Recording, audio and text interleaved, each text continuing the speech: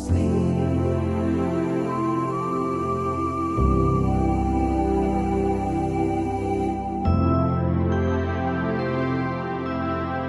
are listening to something.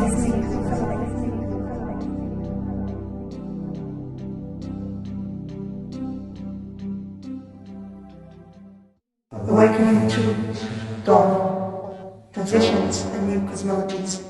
Awakening to dawn, transitions and new cosmologies.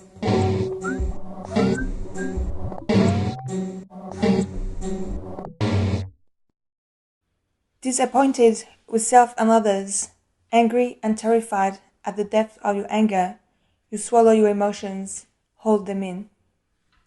Blocked from your own power, you are unable to activate the inner resources that could mobilize you.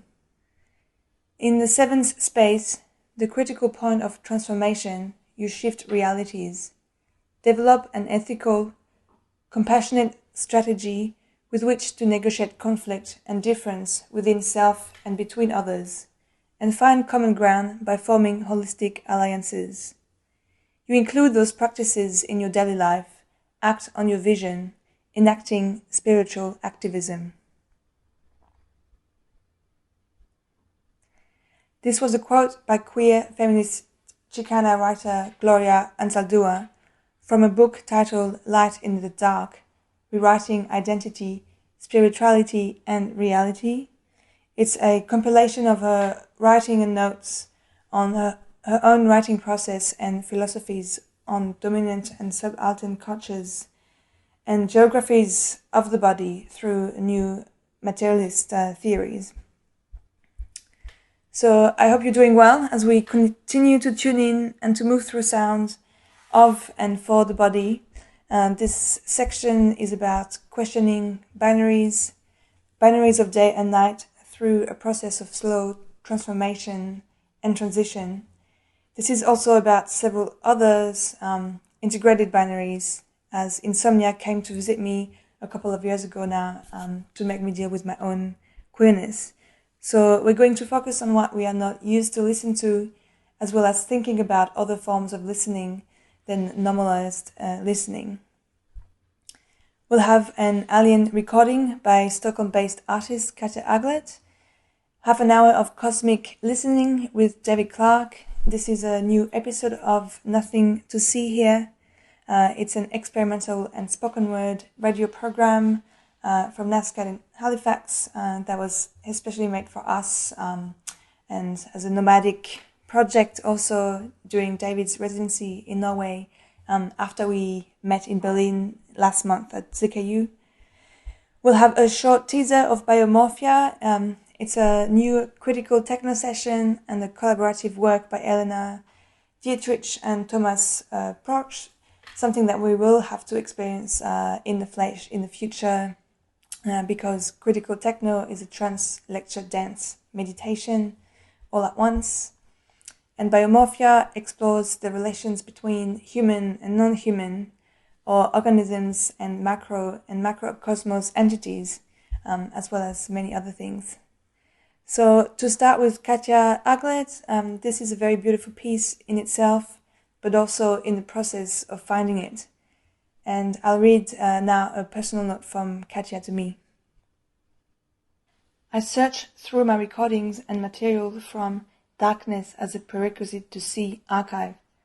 I found this audio experiment sequence that I made almost 11 years ago, dated 5 of October 2009, and named 09-100_twilight_skits. Skits means draft or sketch in Swedish. I do not remember this sequence. It is as new to me as it is to you. However, the way it sounds touches in me something that resonates with things we have been discussing in relation to freedom of sleep. This alien sequence of mine that suddenly surfaces from the dark prompts for me this idea and feeling, as if one have dreamt something that after waking up is not possible to quite remember, but almost. And at the same time, having a bodily and materially very concrete feeling of something.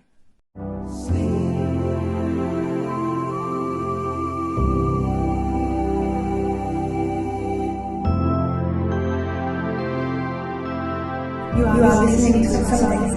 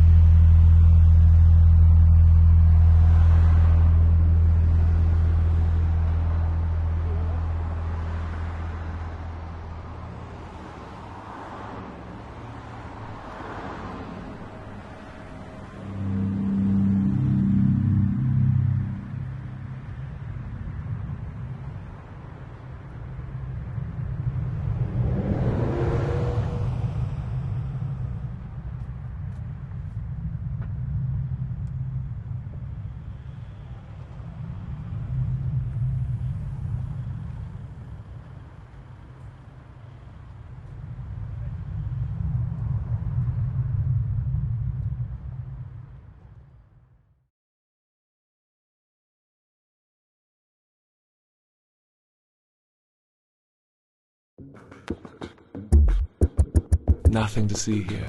Nothing to see here. Nothing to see here. Nothing to see. Nothing to see. Nothing to see.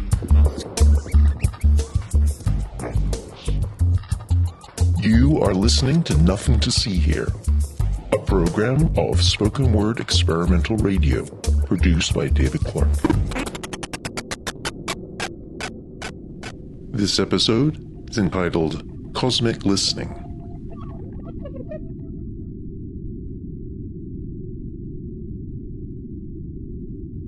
Create an ambience of cosmic interplay, why don't we?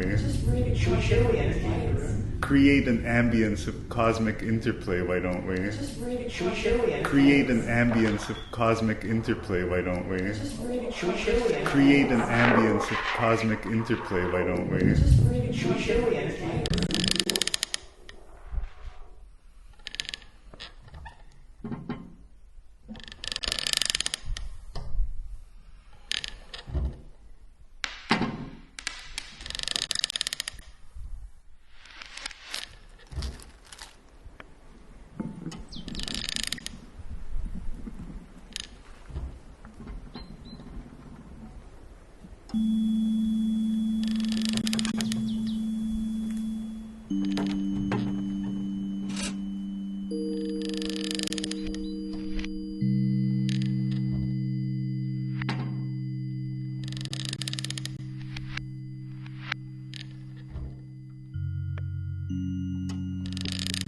There's the basis of Hinduism is that the universe is constructed out of sound. How do you understand that? I don't. It's very complicated and I don't understand it. But that's where the word Om comes from, as it's supposed to be like the cosmic, the sound of the cosmos. And there's a kind of meditation, it's called Nada Yoga, which is like an interesting, what do you call those is it a false cognate? Like a word that sounds like it's the same as a word that means something different. It's not a homonym because it's a different language. Anyway, but it's a practice of meditation where you really deeply listen, and supposedly if you're like very, very skilled at this, you are able to like filter out all of the other noise and tap into the sound of the universe.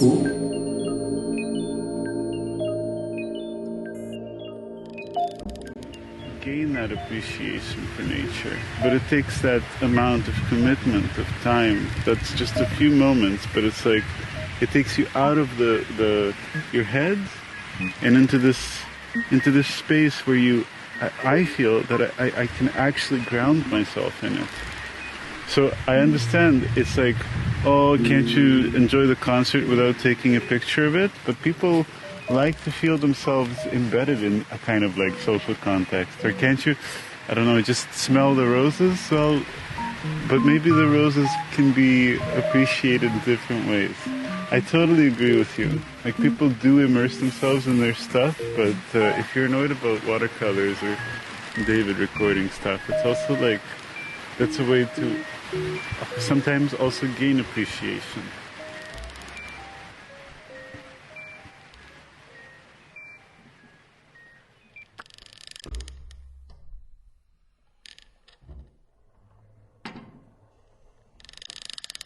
Would you like some tea?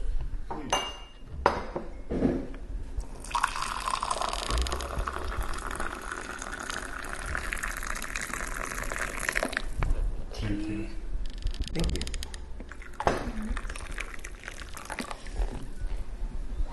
What's the story of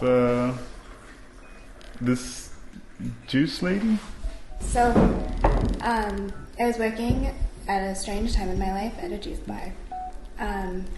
And it was like it was in this like very like intentionally cool part of Minneapolis. It was very just like gentrified and awful. But one of my coworkers was this yoga teacher named Patience, and Patience had only ever been a yoga teacher. That was her only job besides when she started this juice bar job. And she was talking with her boyfriend about opening up a yoga studio together. And one day she was telling me a little bit about it, and I asked her what the name of the studio was going to be. And she was like, this is, you know, like something I want to keep private and kind of like set that attention out into the world and then like let that happen. But it is in another language, and I asked her what the language was, and she went, oh, it's in alien. And I was like, what? She was like, I don't know, what? Like, she was so genuinely startled by the idea that she had just said that it was in an alien language. Or like what an alien language would be.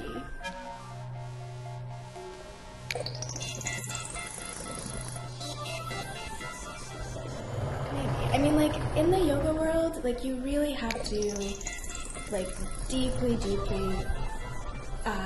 reserve judgment, especially in your face when you talk to people, because you just don't know what's going to come out of their mouths. Like, I had someone tell me that limes were just unripe lemons, like, dead seriously, and I just had to be like, I don't know. Wait, isn't that true? Isn't that what limes are? That's what you have in tequila? No. But there was this other woman who I met once, just a love, I mean, like, all these people are, on the one hand, like, very lovely, open, wonderful people, but that openness can, like, go wrong.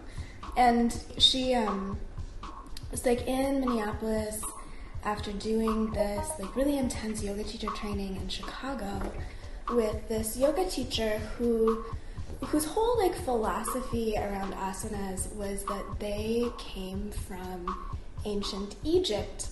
And, like, all of those postures you see Egyptians do on the hieroglyphs are yoga postures, which is a really interesting idea. And also, like, I spent a lot of time thinking about, like, if that was healthy for your body to do those movements, because I don't think it is. First of all, I don't think it's possible, but if it were, I don't think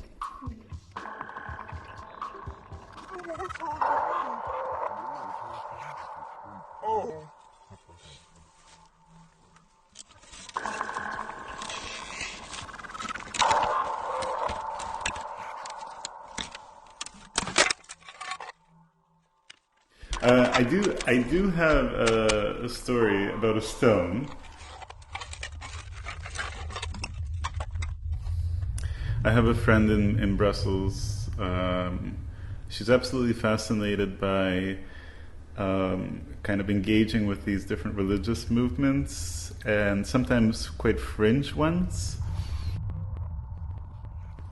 And the film took place in Russia, and it was about a dolmen. It's a hut that is, or maybe like a box made out of these slabs of stone.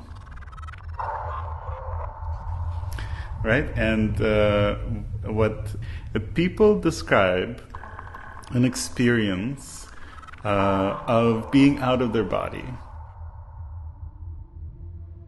Because they come into this stone hut or space, and then they sort of lie there or sit there or allow the space to take over. But what happens is it begins to resonate at a certain frequency.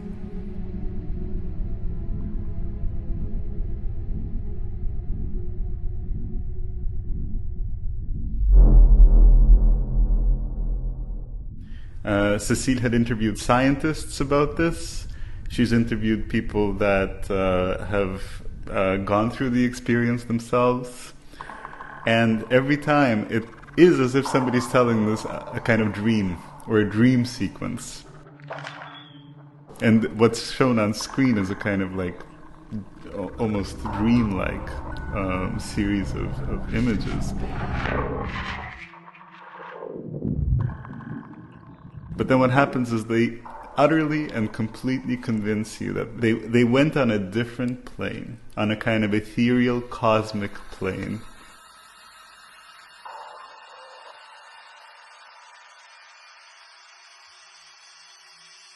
The way that they felt, the way that their bodies felt, they lifted themselves up out of their physical presence and flied through some kind of cosmic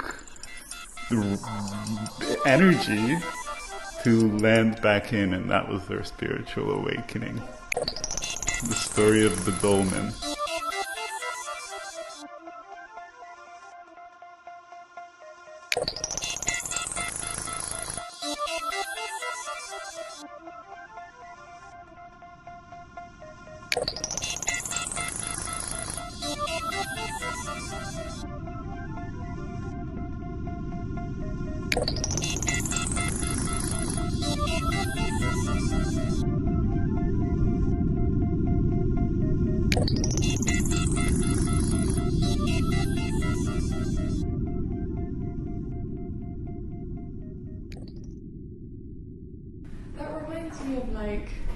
Like shamans and big rocks, and there's a lot in Cornwall, and apparently they were used for like shamans to go inside of and then Druids. Go into a Stuff like that. Yeah, but actual like shamans from all different sorts of shamanic religions and druids and people like that,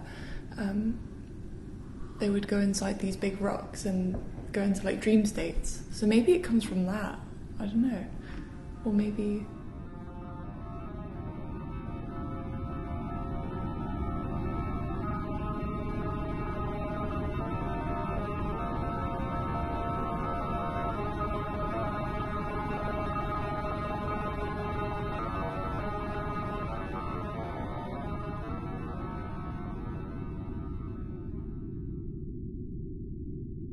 No, well, I woke up in the middle of the night once to some little small gnome creatures walking into my room, and that's the story basically. But there was about 3 of them in a row just walking into my room. They were just walking in, and they were just like acting like they owned the place. And they had like little pointy heads, maybe hats. Yeah, I don't know. How long did you watch them? Minutes or seconds, I actually don't know. It was in that weird dream state, so it was a hallucination, yeah, for sure, but like maybe it was also peering through. What effect did that story have on you? Like, did you feel like you had to figure it out, or did it create some kind of doubt or belief in you that... I don't really know. I don't know, I was really obsessed with aliens and ghosts, all kinds of stuff like that. So whenever something like that happened, I would think about it a lot and probably cause more things like that to happen because I was so like having imaginary fairies and stuff that was like real. So, or seeing imaginary fairies. So, yeah, I don't really know. I don't know. These are nice. I've seen some other weird things as well. And I'm kind of in a sleepy state, so I guess that says a lot about the cosmos. But yeah.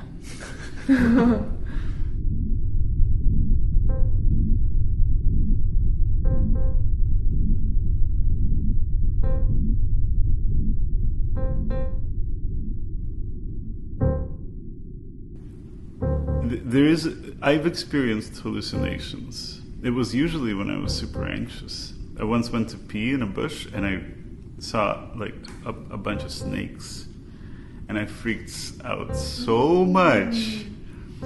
And it was in Newfoundland. I freaked out, and I was like, oh my God, I'm crazy. I'm so crazy. I'm just the craziest person. I can never have children or lead a normal life, you know. But then I talked to myself, like through this kind of positive self-talk. I was like able to say to myself, dude, this was for me like a moment of spontaneous belief that then transitioned into disbelief through a kind of self-talk.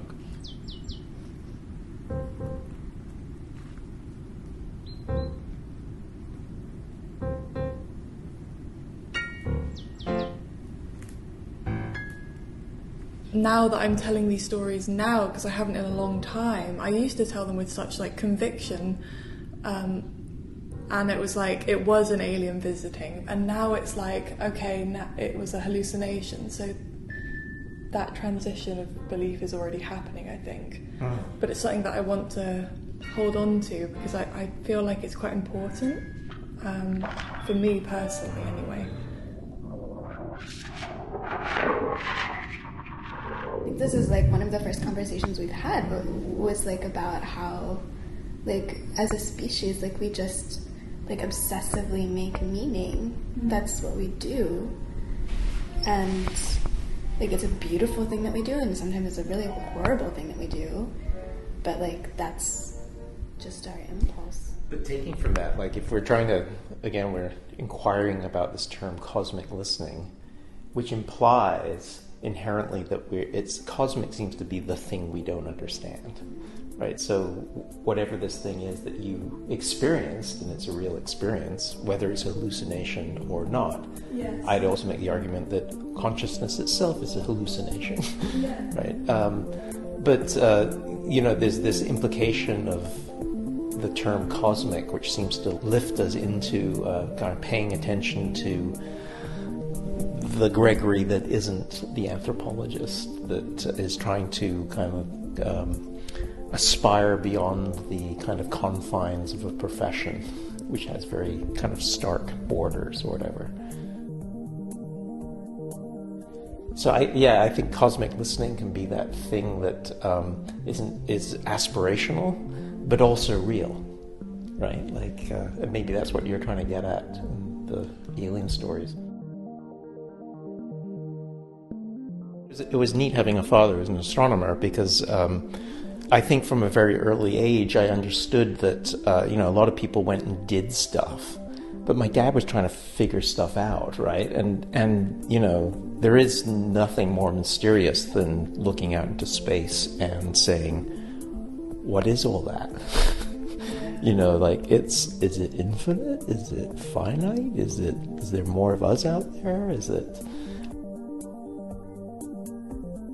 But for me, like, even to realize, like, something like, we thought the universe was our Milky Way. And then somebody discovered there's other entire galaxies that are like ours. And that was only in the last century.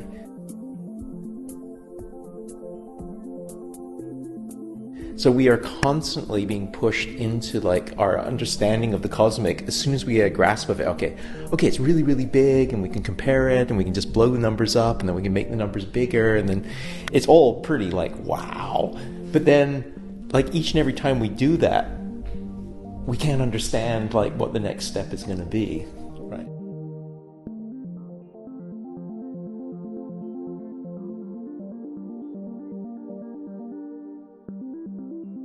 In my last project, I interviewed a man from Moscow who was moving to Canada because he was a chemist, and he was going to work in a lab in Canada. And I asked him to choose an object that was really significant to him. He took the cross around his neck and showed it to me and described it to me. And I asked him, you know, this is kind of like the famous story about Niels Bohr, who had a horseshoe above his door, right? Like, but Niels, you're a skeptic, you're a man of science. So I asked him, but hey, how is this compatible with your sort of thirst for scientific knowledge? He goes, not just compatible, but completely congruent. Because in chemistry, he says, what we do is sometimes we synthesize chemicals that don't exist in nature. What we're doing is we are approaching the work of creation itself. We are doing God's work.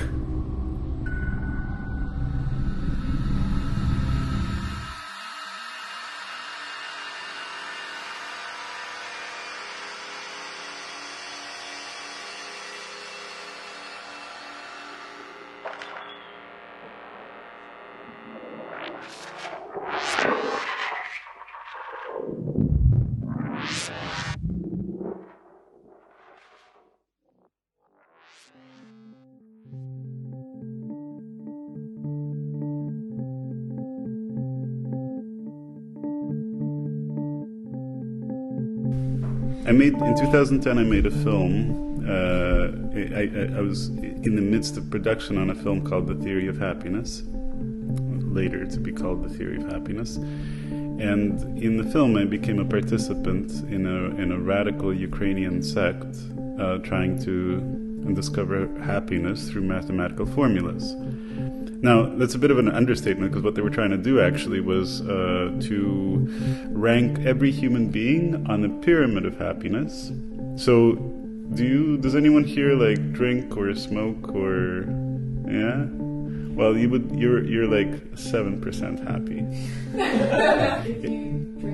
If you drink, smoke, have sex. So this is their worldview. Here's the thing. It's easy to laugh at them, but here's the whole picture.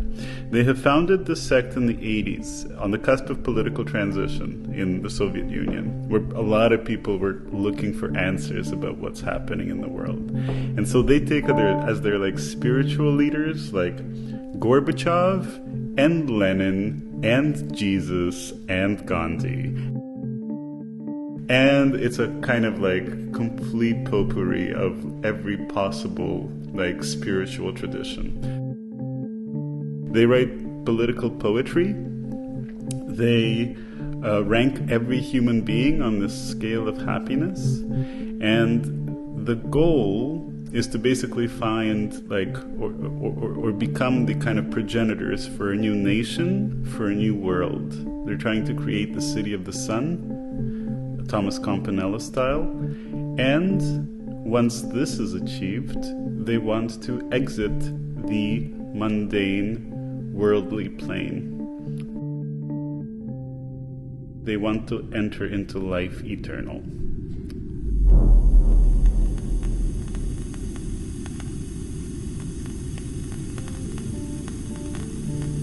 What happens is some people don't agree with their version of happiness.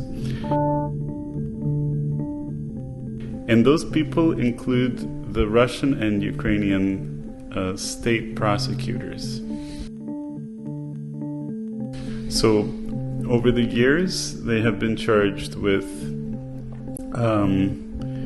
storing munitions, violating not through sexual, but through physical assault violating minors. And there's a whole sort of series of possibly fabricated sort of narratives about them, like stockpiling grenades, guns, and this kind of thing. And so what they have been is persecuted and prosecuted by the state, and every single member of the sect has served time in jails and psychiatric hospitals.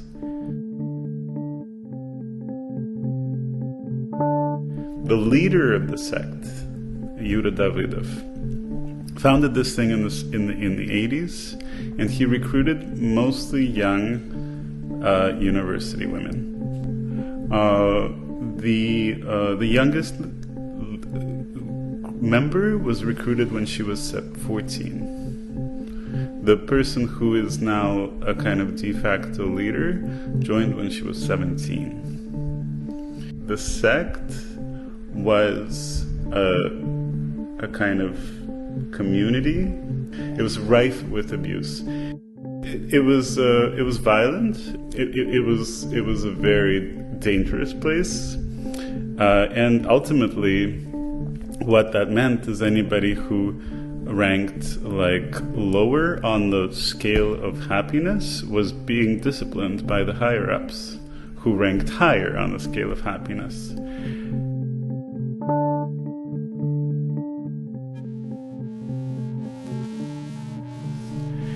And I filmed this entire thing, and it was devastating from start to finish. I lived with them for 4 months. I slept on the floor for 4 or 5 hours a day in this sort of hut. We would work for 16 hours. Then, like, I was a shepherd sometimes. I would gather hay. When you are underslept, overtired in this structure, what happens is your sect superiors tell you, hey, your real family, it doesn't love you. It's not, they're nobody. They don't know the kind of knowledge that we do. They don't know how to enter the spiritual plane. We do. We are your true friends, and we are your true family.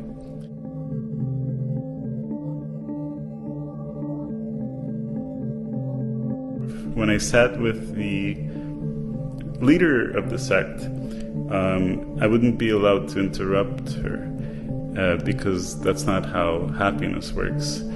And sometimes she would speak for 4, sometimes 6, sometimes 8 hours, and he would just sit there and you would have to listen.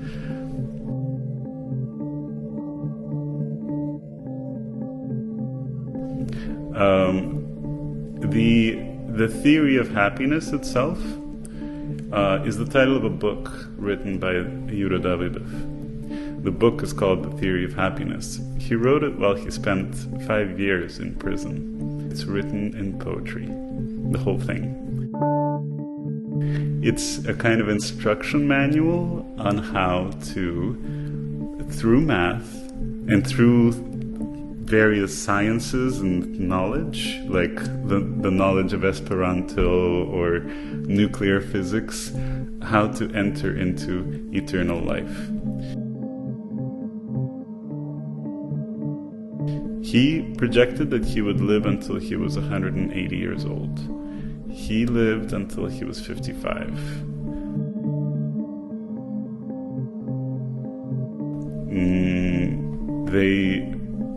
He died of pneumonia.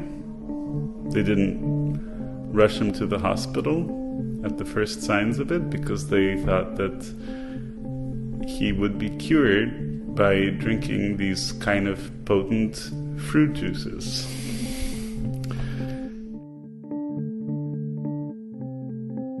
My argument for the entire film, and through the entire film, was that, yeah, even a cynical, pseudo-intellectual like myself can absolutely and wholeheartedly succumb to the ideas of a sect. Because we're all looking for a sense of connection. We're all looking for a kind of social approval. And for me, it was even easier because I'm an anthropologist, right? Because I'm always trying to empathize with other people's realities. But I'm really afraid of and this did happen to me, of not being able, because of a kind of anthropological worldview, to call out other people's bullshit.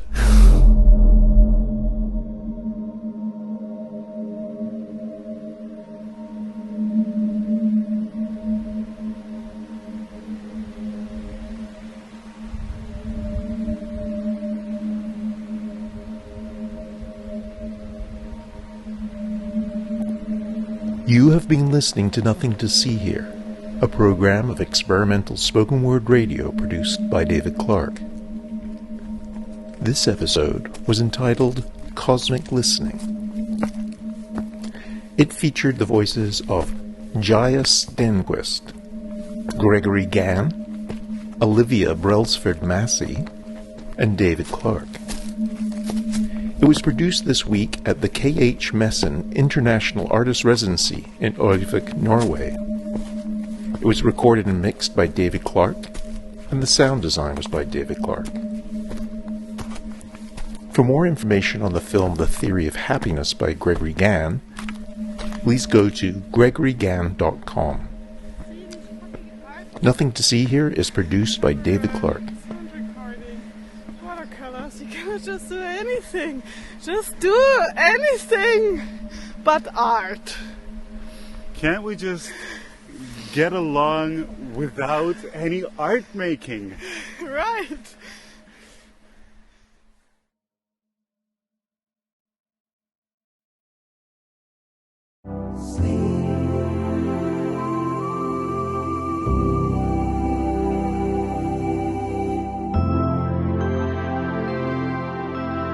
You are listening to something.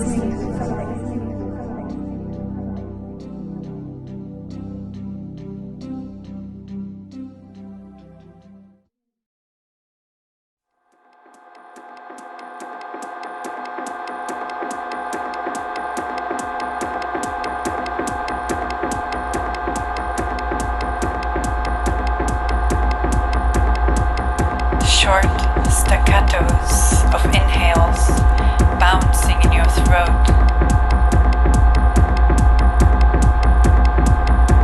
as your throat releases. There are streams of movement, letting the breath fall away, spread itself out as breath softens your hips. Waves enter.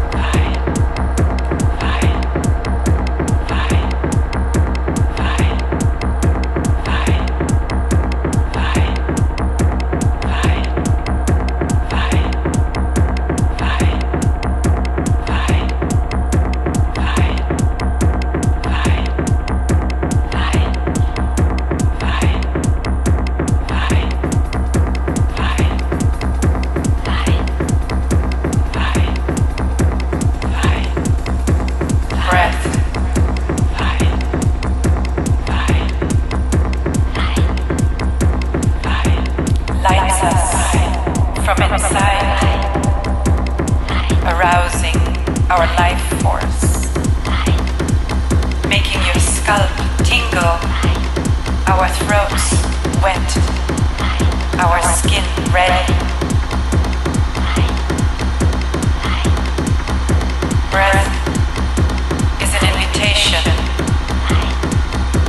for a greater intelligence to come and dance.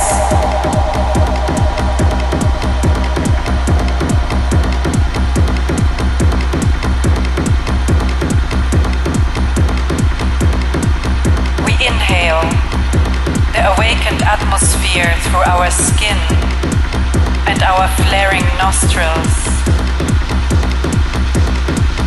circulating it within ourselves,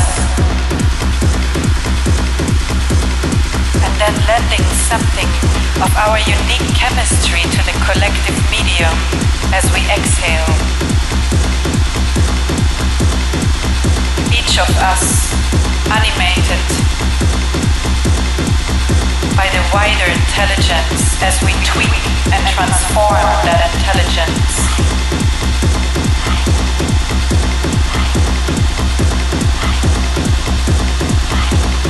The cosmic winds, stirred by your breath. The wind carries you to the shore.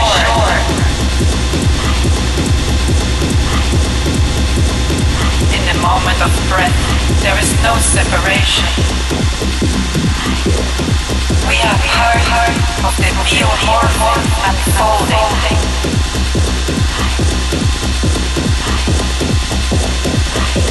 We feel our breath as one with the world.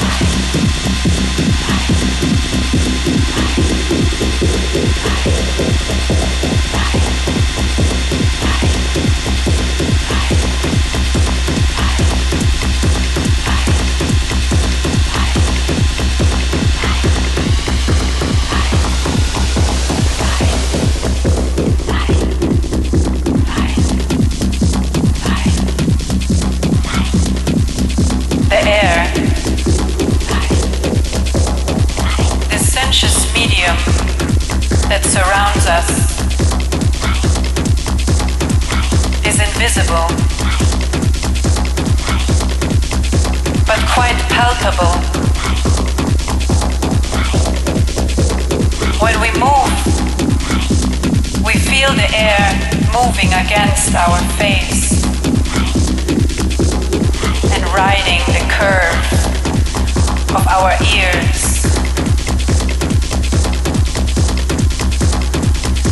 We can feel it tugging the hair on our heads, and we can feel the air part around our wrists as our arms slice their way through this invisible thickness. We can feel the air envelope us and settle around us, taking a mold of our shifting shapes.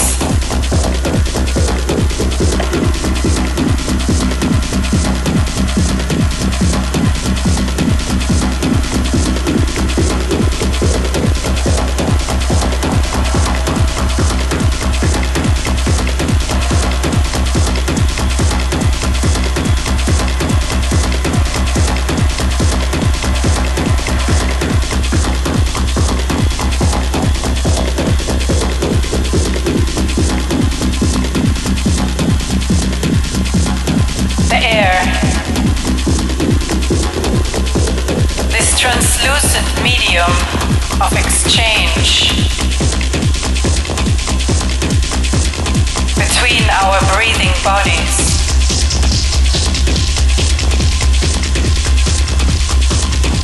The felt matrix of our breath.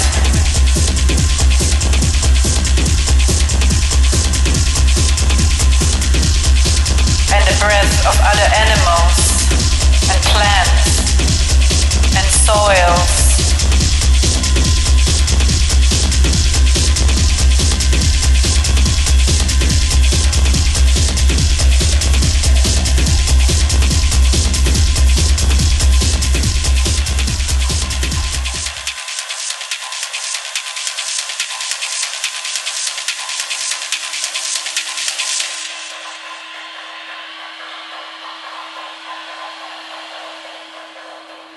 Our eyes have evolved in subtle interaction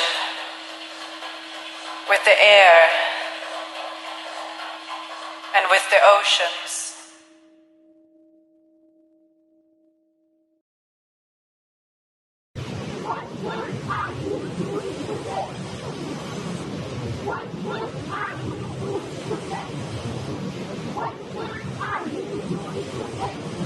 The work will give you eternal life. The work will give you eternal life. What work are you doing today? What work are you doing today? What work are you doing today? Luxurious love, oh, luxurious love,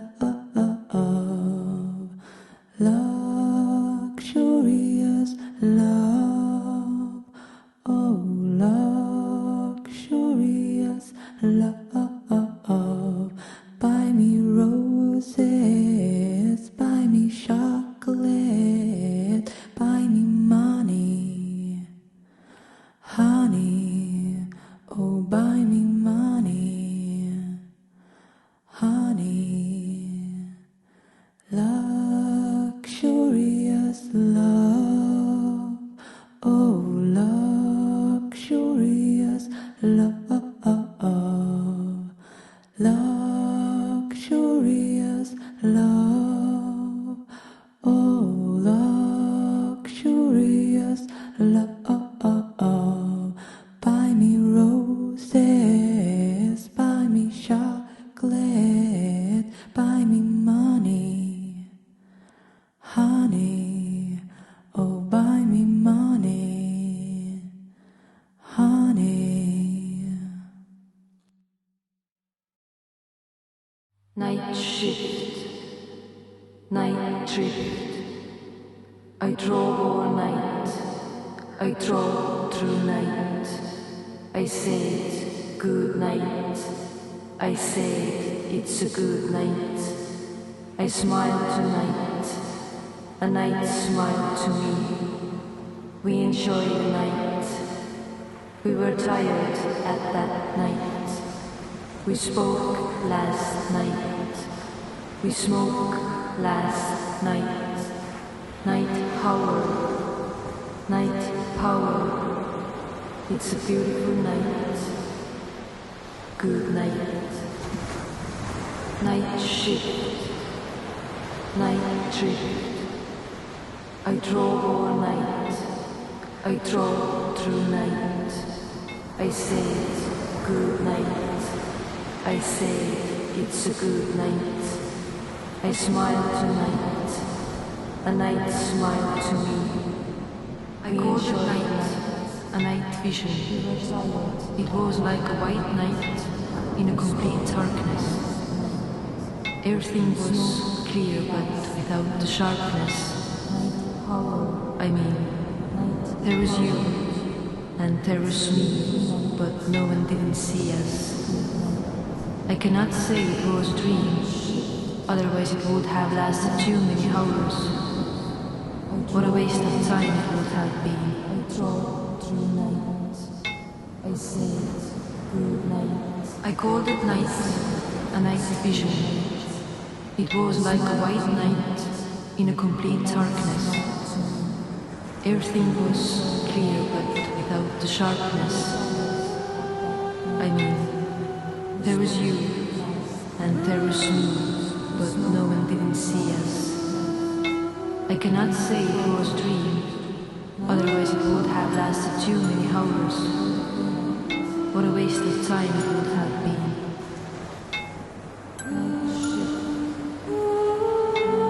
I called it night, a night vision.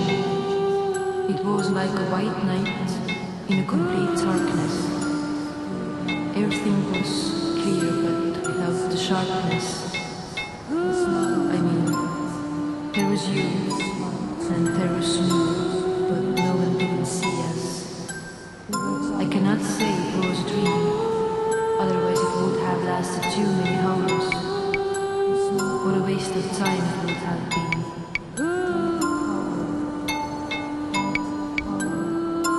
I called it night, a night vision.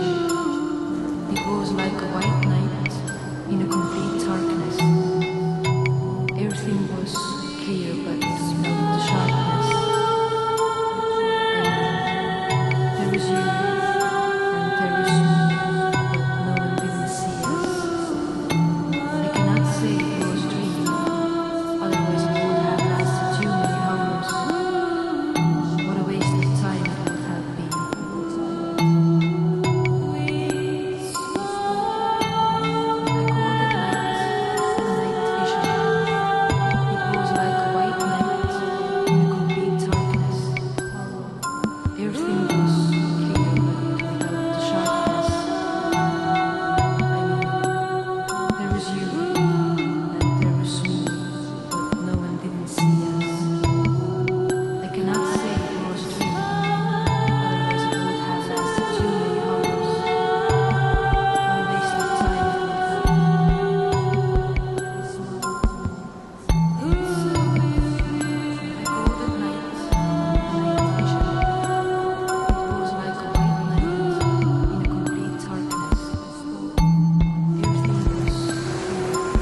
Last night, right next to the highway. Actually, between the ocean and the highway. In the harbor where no one was walking. Only the boats were sailing.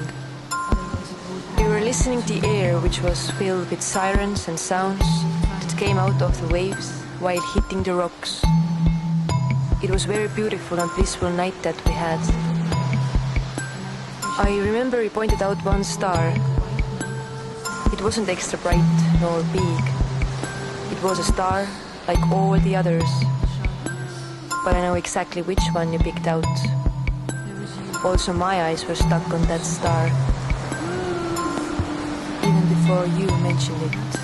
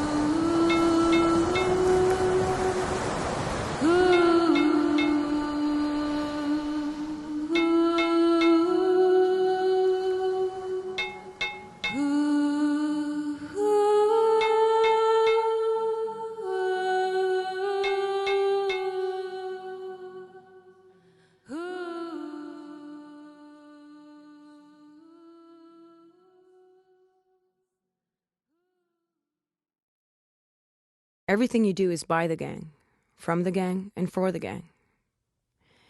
Your biological family and friends who aren't part of the gang now come second in your life. You're expected to put the gang and its members in front of everything else. You now belong to the gang. Everything you do is by the gang, from the gang, and for the gang. Your biological family and friends who aren't part of the gang now come second in your life. You're expected to put the gang and its members in front of everything else. You now belong to the gang. Everything you do is by the gang, from the gang, and for the gang. Your biological family and friends who aren't part of the gang now come second in your life. You're expected to put the gang and its members in front of everything else. Some of them are weird. I don't really know what was going on last night. We met some strange characters. I have pictures of random people that I posted on Instagram and tagged them in them. I have no idea who they are or when I took that. And not even guys, girls, friends, just as friends. Hey, they were working together for some company, and I guess they had some company party or so. And we were total outsiders. I don't even know how we got to hang out with them. We met on the street, and next next thing I know, we were on some random party. They talked about some transportation of some expensive, like, industrial parts or something. Or not transportation, but building. Like, some weird stuff. And this one guy had this tattoo. Like a logo on his arm or something. And all of them were wearing this logo on their clothes and shit. So later on, we took a taxi to an after party at some huge space outside the city. I guess it was some kind of office or something. They were like... They didn't have any drugs or anything, but they got, like, super drunk and super hyped up about their company they worked for, I guess. Like, some ritual or worshipping or some shit like that. And they spoke with this weird lingo. They were from the countryside, I guess, and now I remember they didn't even want to use Uber, but a regular taxi instead. Maybe this place was some company headquarters or something, but they had the keys, so they must work there. I remember this one guy with glasses. He was laughing all the time. Just laughing. I don't even know why. He had those weird pants with pockets and belts all over, and he was laughing all the time. So hard. And when I was leaving, he was crying. I mean, with no visible reason, and nobody seemed to care. At one point, it all got really scary. One of the guys was really stoked about something. He was not even that drunk, if I remember right. But anyways, at first he was really happy and everything, and then just suddenly got really angry. Or more like jumpy at one of his friends. This friend was talking some weird shit about some kind of roots, some assigned roots that I really didn't understand anything of. He was just talking about how these roots were pissing him off, and this is when this other guy got really, like, fucking angry. As long as they go from one place to another, or something like that. He was yelling repeatedly. And then the shit got nasty. They started to fight, and the others didn't even try to cut the fight. Everybody just gathered around to cheer, and this one guy punched the other guy in the face many times, and there were shitloads of blood on the floor. The view from the window opened to the industrial yard. The smell of pitch was getting inside the house. I drank coffee and watched my company in progress. Them working around the clock. They bored me. There was never anything interesting going on. The view, same thing every day. Objects moving from one place to another. The ditch that surrounds the house. It was so sticky, filled with pitch, you couldn't see the water. It floated on the surface of the ditch and made sticky drafts on the current. I think nobody would care if they just stopped. Whatever they were doing, nothing would change. They leave and they come. Moving the blocks from one place to another. The people in the photo have worked for the same company for 166 years altogether. Commitment like this, to serve the same executive, this kind of loyalty, is getting pretty rare in our society of our times. This is exactly the reason why our company is today what it is. The ceremony. This is what was celebrated and reminisced last Saturday. You now belong to the gang. Everything you do is by the gang, from the gang, and for the gang. Your biological family and friends who aren't part of the gang now come second in your life. You're expected to put the gang and its members in front of everything else. As long as they go from one place to another. The situation was so weird. More than awkward. And I was about to leave, but then this one guy offered me some homemade liquor or something, and I stayed, since it seemed also that those two guys and everyone had calmed down. Now, this battered guy was laughing with the others regardless of fucking missing his teeth and having blood all over his face. It was just like... I don't really know what was going on. I was just like, I don't even know. I went to the bathroom at one point and noticed that the place where we were was actually really huge. The walls were made of this thin sheet metal, and the space was full of steel structures and columns. There were some signal colors like neon yellow, blue, and green, here and there. There were no windows, but the lights were bright. Almost like too bright. There were also these enormous iron structures that seemed to be skeletons or parts of some kind of machines or cranes or something. Anyways, when I went back to the others, they were again talking about these routes. As long as they go from one place to another. It was so weird. I don't know, I felt such an outsider at the situation. There was something about those routes. And the smell. Now I remember, the smell was terrible.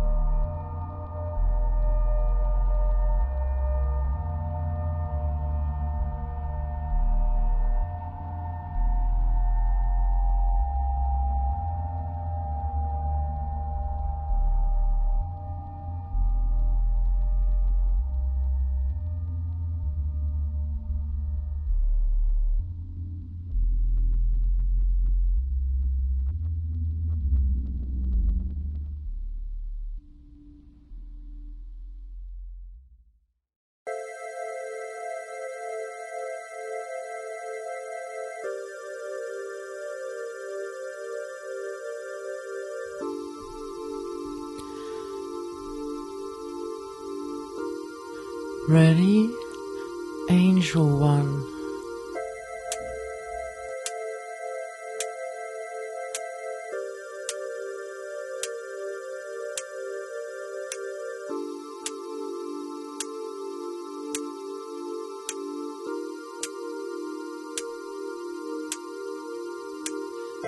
Mulla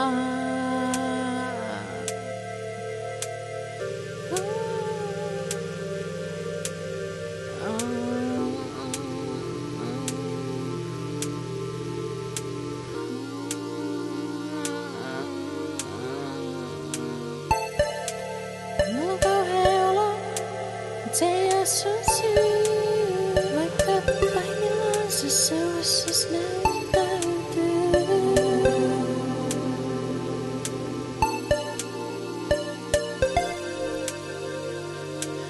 Mä oon käynyt mun omalla haudalla useasti. Aina lähinnä etsimässä jotain uutta päälle pantavaa.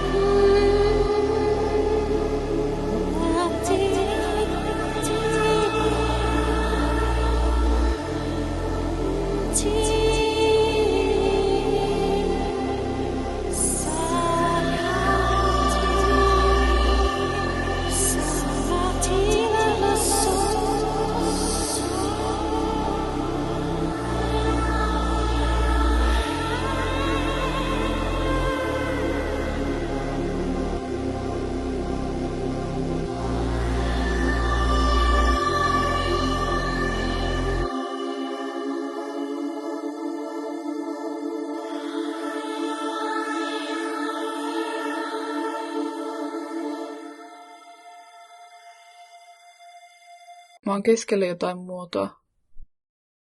Mun edessä, sivuilla ja takana on tilaa. Se ei ole mikään tunnistettava, mutta se rajaa kuitenkin selkeästi jotain.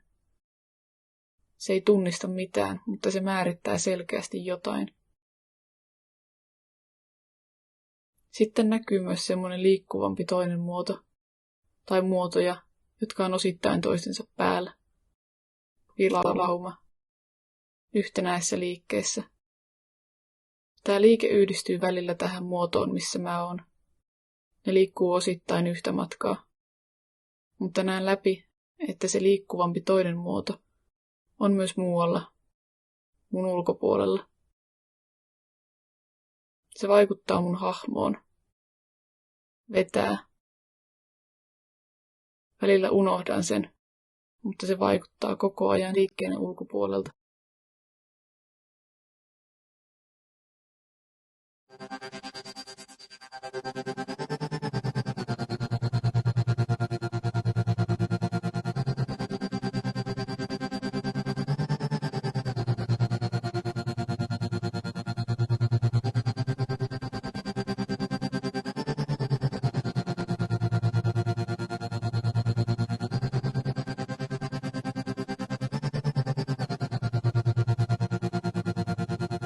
I think about abstraction.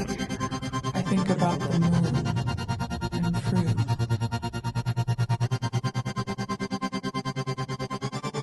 I think about that cold window pane and the schoolyard right across.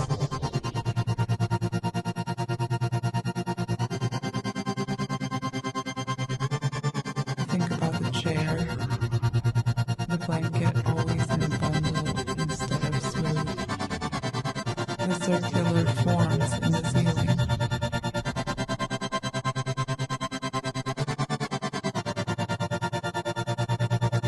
And fabrics such as linen, that matte color, creases, with the moon on it, or right above, or beneath.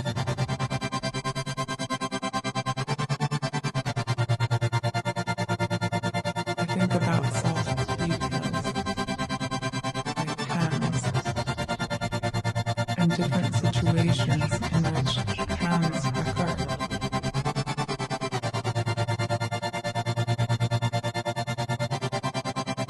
And also the floor, the pattern, and how to follow it.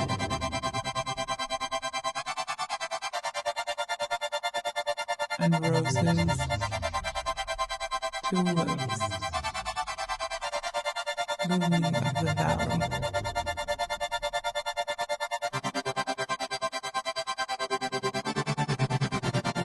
I think about the forms and shapes, and how they contain forms and shapes.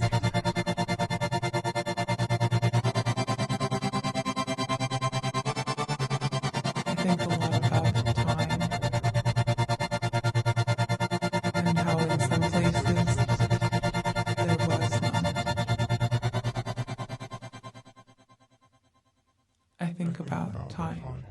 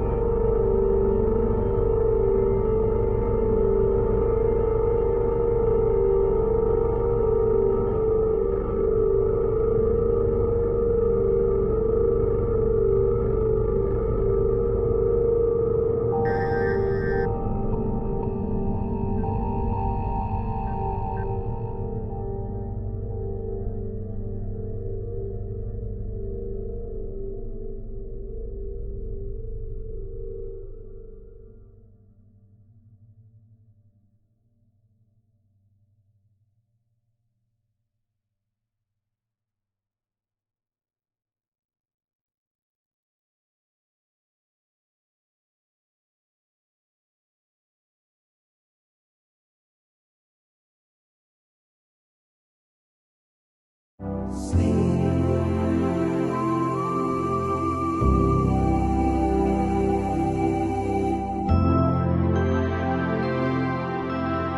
are listening to something.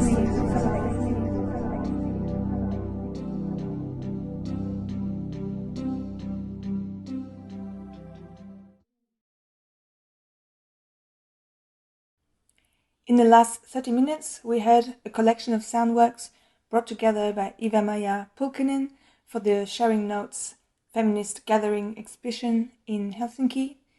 It was called "And Work vs/and Abstraction plus Feelings at Night," in brackets.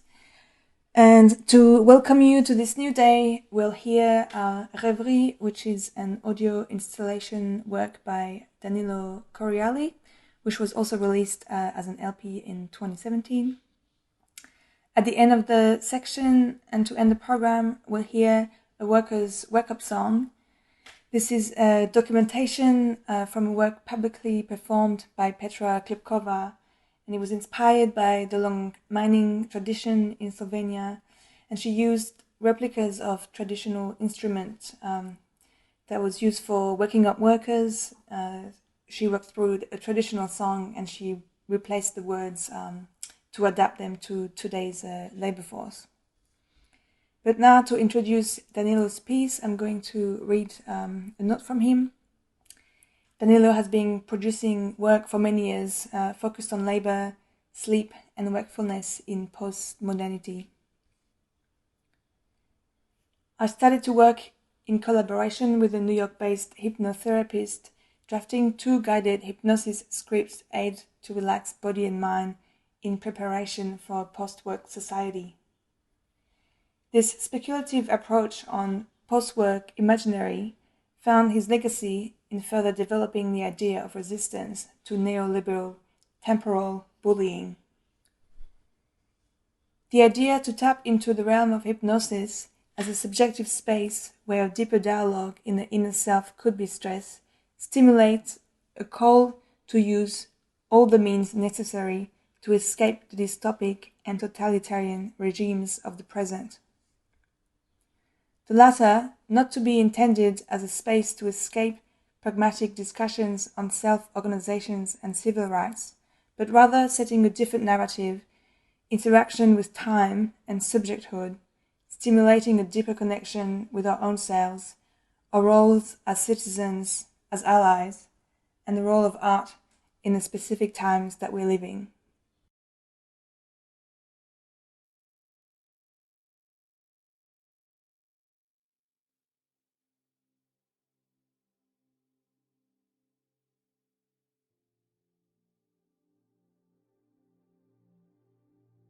You are listening to Chapter 1 of Rêverie, on the liberation from work, a 2-chapter guided hypnosis exercise aimed at deeply relaxing your body and mind in preparation for a future without work. This chapter is titled Deliverance. During this first chapter, I will guide you on a peaceful journey of the mind to explore the realm of a post-work future. For centuries, political thinkers have discussed and imagined a world without work, a society economically and technologically advanced enough to support all living beings on the planet. That vision of a society founded on coexistence, automation, and liberation from work is now steps away, and will become more real to you as you relax and adjust to an image of life where work does not define you.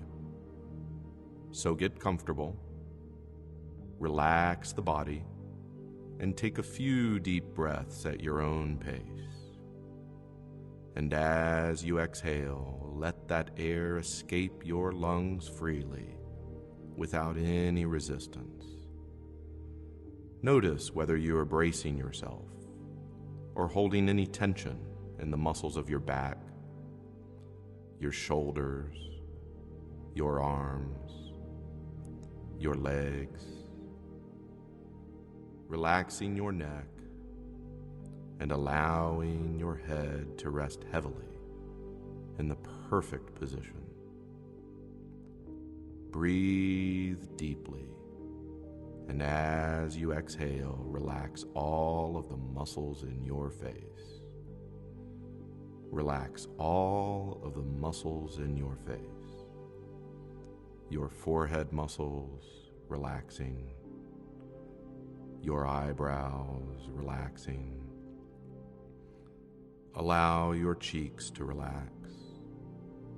And allow your jaw to relax, especially your jaw, your chin, your lips, your tongue, relaxing all of the muscles in your face.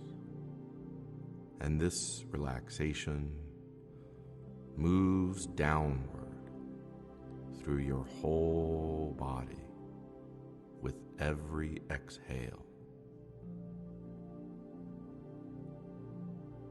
Now allow your body to just breathe on its own.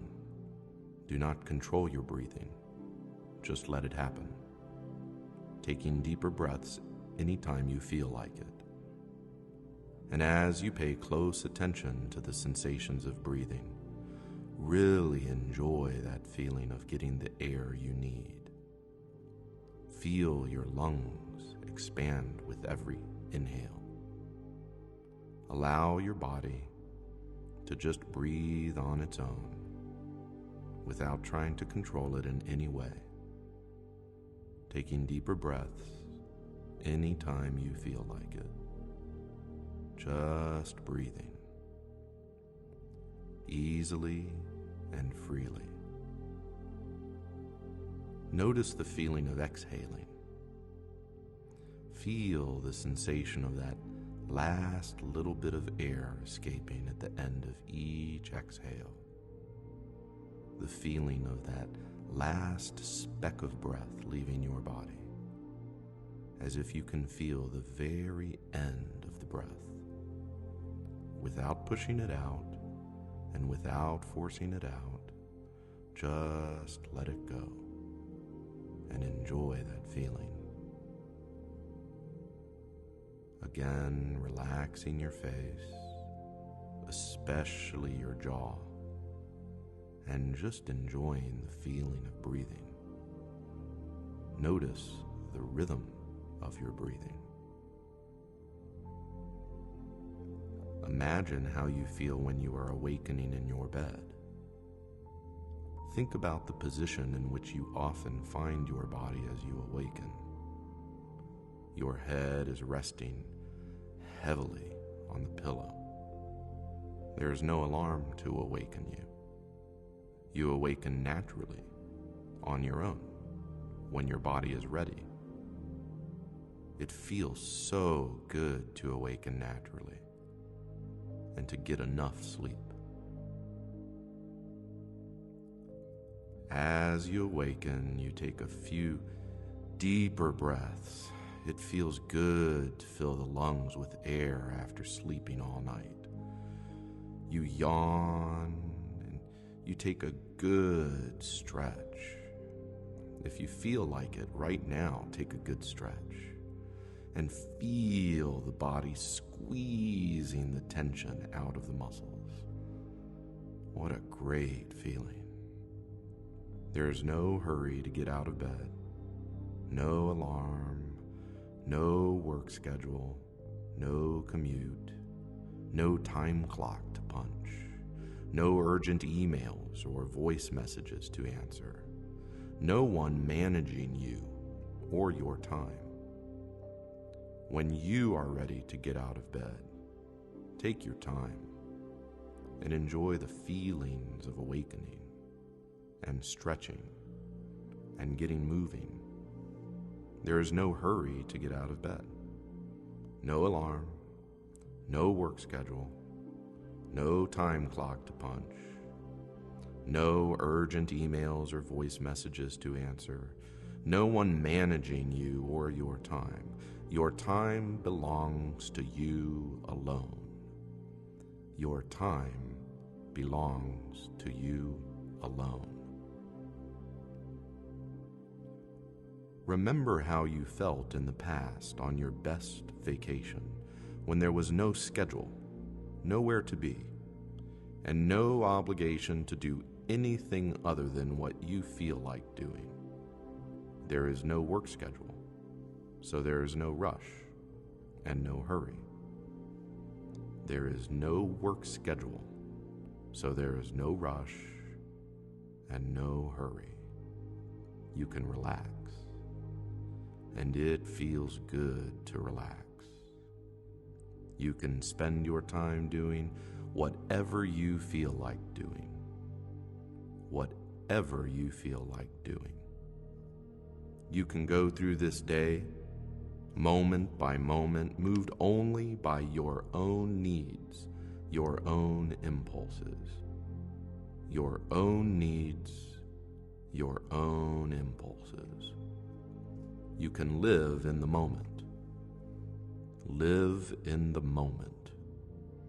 You can become completely fulfilled in your own life. You can listen more closely to your own inner self. There is no more work. There is no more work. You can spend your time doing whatever you feel like doing.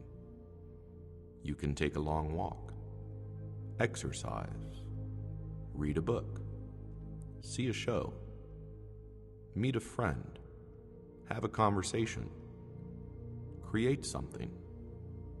That's a good idea. As you contemplate all the options of what you might do today, you think you might like to finish that table you've been working on in the community workshop. Imagine the workshop. You enter through large doors that happen to be open because it's a beautiful day. As you enter, you notice a different feeling inside. Take a deep breath. You smell sawdust, and you feel the softness of the sawdust under your feet. Large windows allow the sun to cast rays of light on a workbench. You walk up to that workbench and you place your hand on it, palm down, and lightly rub the surface. It feels good to touch the wood. It has a velvety, smooth texture. Around you, there are people who you know from your neighborhood building other items. It seems like no one is in a hurry.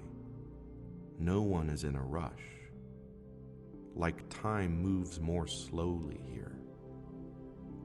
You see one of your friends with a piece of sandpaper smoothing the surface of a cutting board, and you notice the dust sparkling in the rays of the sun that stream in through the windows, and moving with the current of fresh air that flows through the room. You also notice that the rhythm of your friend's sanding matches the rhythm of the background music that's playing, and you laugh as you notice your friend is sanding and dancing, dancing and sanding, just having a good time. You laugh and you smile to yourself. In that moment, you think about how you feel like a fundamental part of this new society, this new time, this new world. At times, you may become aware of an old thought that belongs to the past, a memory of when there was work. But then you remember ideas like work ethic and work week belong to the past, to another place and time. Values have shifted. Today, there is no more work week. There is no more workforce. There is no more labor. There is no more labor. Society has surplus. All of your material needs are met. The necessities of life are covered.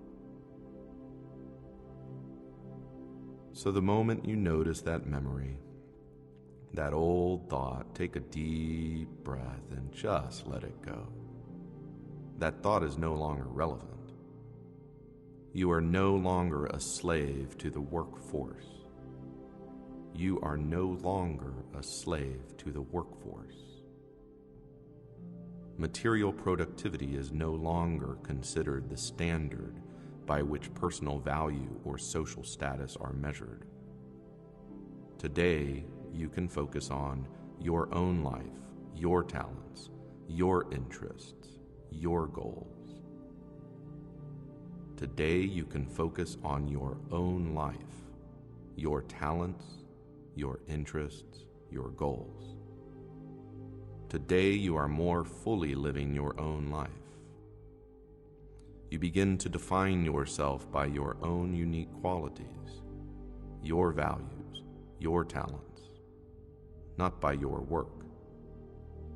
Your own personal qualities, your values, your talents, and your goals could now develop freely. Your values, your talents, and your goals can now develop freely. Everything you create now fulfills your own inner purpose.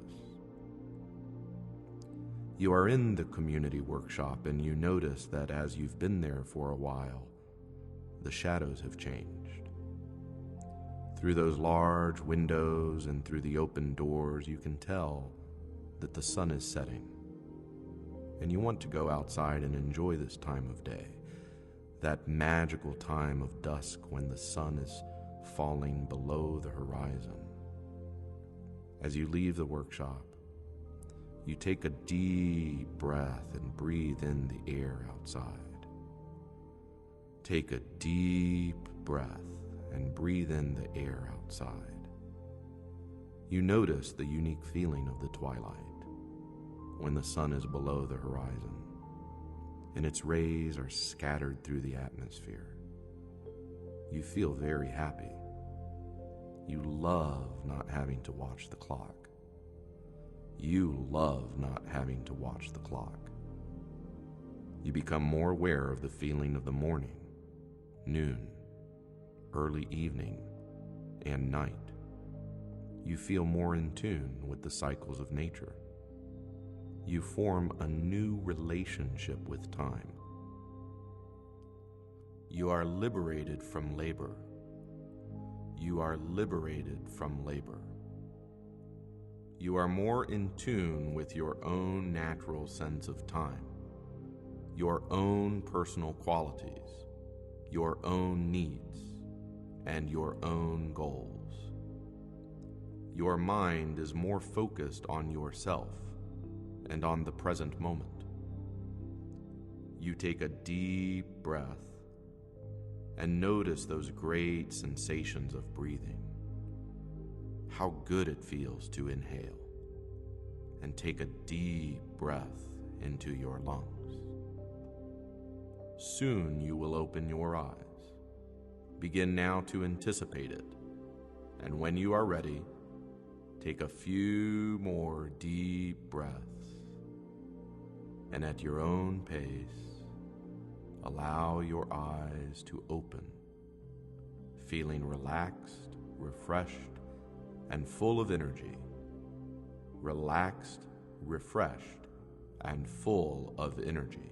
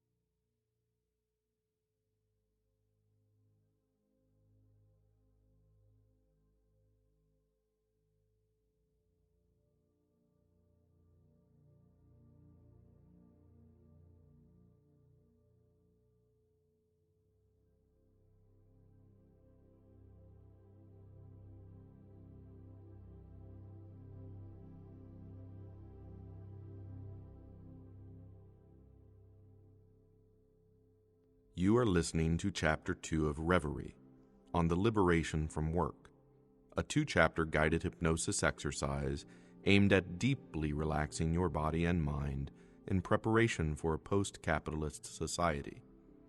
This chapter is titled Transition. I will guide you on a peaceful journey of the mind to explore a vision of a future in which the struggle to survive is a thing of the past. You will experience a society in which a radically different structure of the economy supports you through innovative social programs and universal cooperation. You will become more confident in the vision of affordability and universal prosperity.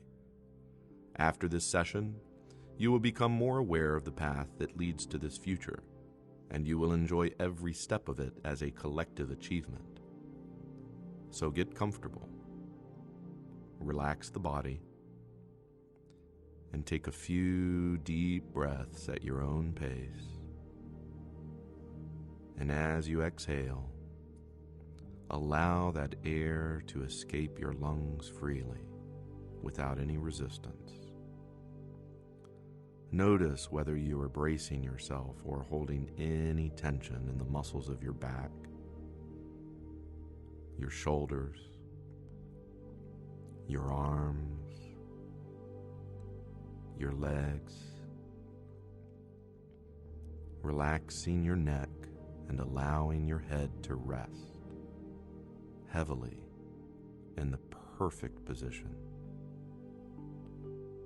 Breathe deeply, and as you exhale, relax all of the muscles in your face, your forehead muscles relaxing, your eyebrows relaxing. Allow your cheeks to relax, and allow your jaw to relax, especially your jaw, your chin, your lips, your tongue, relaxing all of the muscles in your face. And this relaxation moves downward through your whole body with every exhale. Remember that feeling you have when you are daydreaming, when you're staring off at nothing, and in your mind you are in another world. In this state, your eyes become so relaxed that they look off at nothing in particular. They rest at a still point, and you go into a sort of trance. Allow yourself to remember that feeling, and let your eyes gaze softly at the image before you. Gaze softly at the image before you, and allow your eyes to do what they do when you catch yourself in a trance. Enjoy that feeling for a few moments. You can remember the state of trance. Your mind can be in another time. Gaze easily at that image before you, and remember the feeling of trance. Gaze at that image before you, and as you feel this state of stillness, this state of presence, consciously associate this feeling with the ease of a post-work society in which you and others are finally liberated from the tyranny of labor. Without moving your eyes, notice how even though you can see objects in your peripheral vision, those objects are out of focus. You see them, but they lose their detail. Don't look around the image. Focus right on it. Gaze at that image before you, and as you feel this state of stillness, this state of presence. Consciously associate this feeling with the ease of a post-work society, in which you and others are liberated from labor. Without moving your eyes, notice the objects in your peripheral vision. Notice what you can see to your left and to your right. Every time I ask you to look at that image before you, remember this feeling of presence, which you associate with the ease of a post-work society. Every time I ask you to look at that image before you, remember this feeling of presence, which you associate with the ease of a post-work society. Without moving your eyes, notice in your peripheral vision the walls and the ceiling. Imagine outside is a society founded on automation and abundance. Imagine what it is like outside on the streets, on the sidewalks. Imagine the architecture, the construction materials, the vehicles, the people. Now listen closely. I am going to guide you through an exercise which involves closing and opening your eyes. I will ask you to close and open your eyes several times. Every time I ask you to close your eyes, I want you to imagine as best you can the sensation of falling backward. And every time I ask you to look at that image before you, remember this feeling of presence, which you associate with the ease of a post-work society. Again, every time I ask you to close your eyes, I want you to imagine as best you can the sensation of falling backward.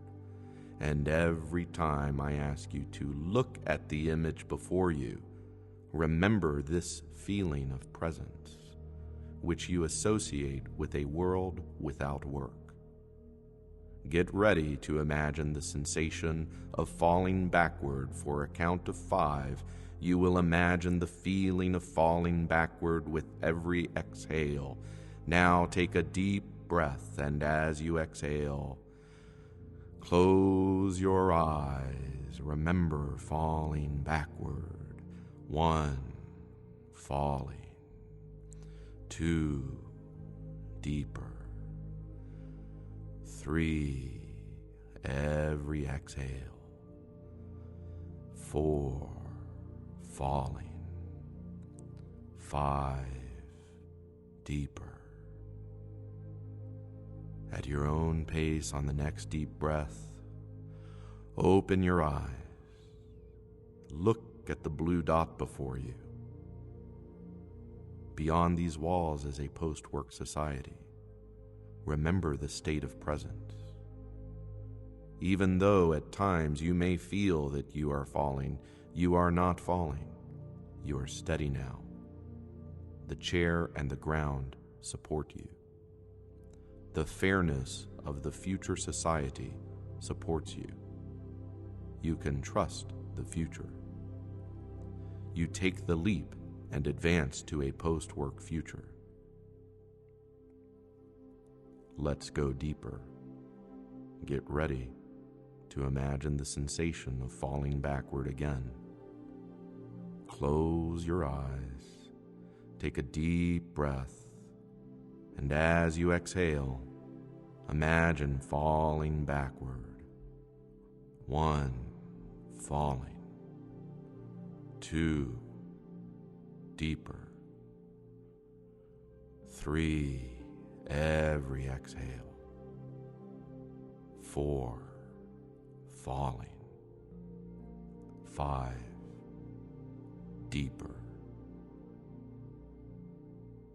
At your own pace on the next deep breath, open your eyes and look at that blue dot before you. Beyond these walls is a more fair society. remember the state of presence.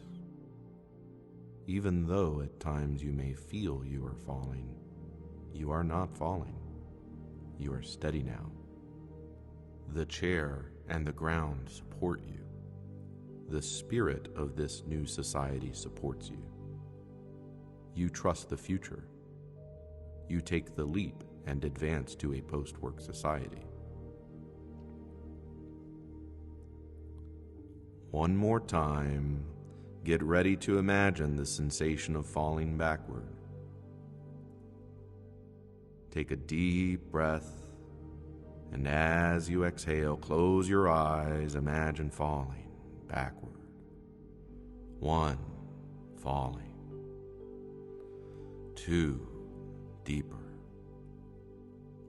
3, every exhale. 4, falling. 5, deeper. At your own pace, on the next deep breath, open your eyes and look at the blue dot before you. Beyond these walls is a post-work society. Remember the state of presence. Even though at times you may feel that you are falling, you are not falling. You are steady now. The chair and the ground support you. The abundance of society supports you. You trust the future. You take the leap and advance to a post-work society. With your eyes remaining open, gazing at the image before you, without moving your eyes, notice in your peripheral vision the walls and the ceiling. Notice the light in the room. It seems like the same light you are used to, but this light is very different. It has been produced without human labor. It comes from a new source of energy. With your mind, follow the light to the electric cable that runs through the building, outside to the street. Imagine outside on the street. There are fewer cars than usual. The city seems calm. Nearby, there is a park, a nice, large, green area. Families and friends are relaxing and playing. You hear laughter, and you see it coming from a group of people sharing a meal at a large table. You don't remember ever having seen so many people in a park during the work week. They look happy, far beyond your peripheral vision. Beyond the park, there is a waterfront. There are small boats carrying pallets around the river. You catch motion in your peripheral vision. You look and see that it is a fleet of small, silent flying vehicles moving along their way somewhere. Beyond your peripheral vision, beyond the park and the waterfront, there is a large power plant running entirely on solar and wind power. There is no one there. It is calm and silent. That is the sound of automation. There you notice a telephone pole with a poster stapled on 3 corners, the 4th corner flapping in the wind. You see the flyer mentions an increase in the universal wage. Now you will have everything you need to live without work. You read the detail on this poster, and it says that a new regulation has further lowered the cost of living. There is surplus in the system, so your country is sharing part of its abundance with the neighboring country. The economy is flourishing, and people are far less busy with work, not only in your own country, but around the world. You notice another flyer on brightly colored paper. It advertises community programs, a printmaking class, introduction to piano, discussion groups, and Japanese joinery making. You were always fascinated by how those complex wooden joints fit together. As you think about that wood, remember a smooth wooden floor, how the planks of wood fit together and interlock. Think about the texture of the floor, and remember the floor underneath you.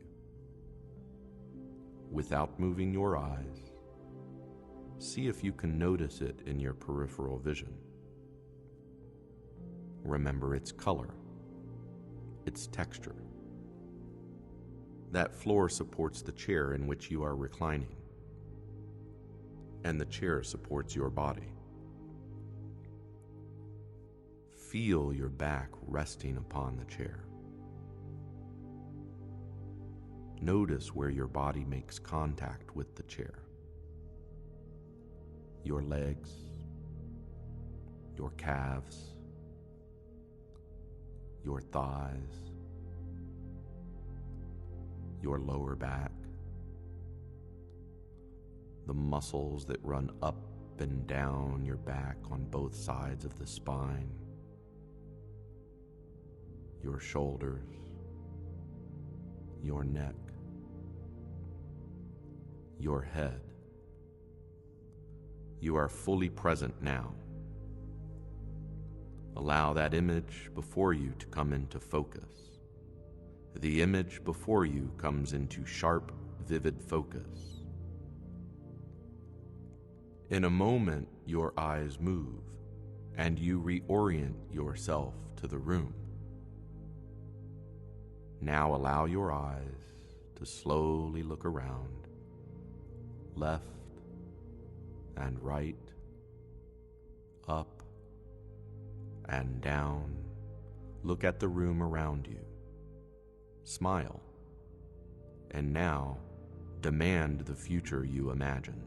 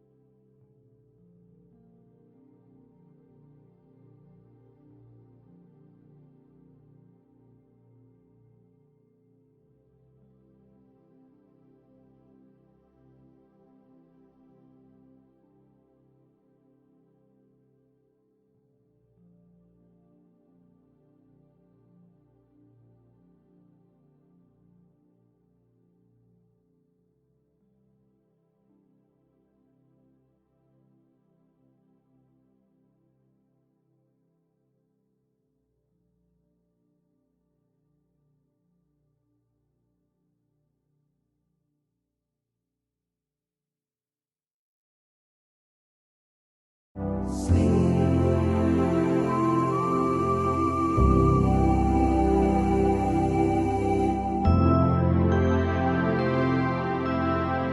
are listening to something.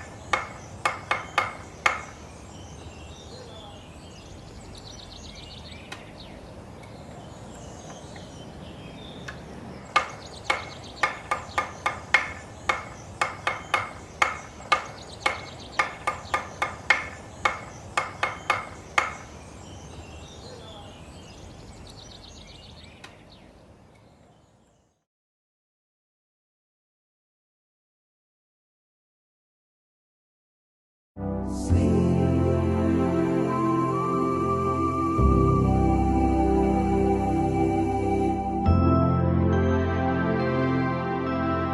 are listening to something.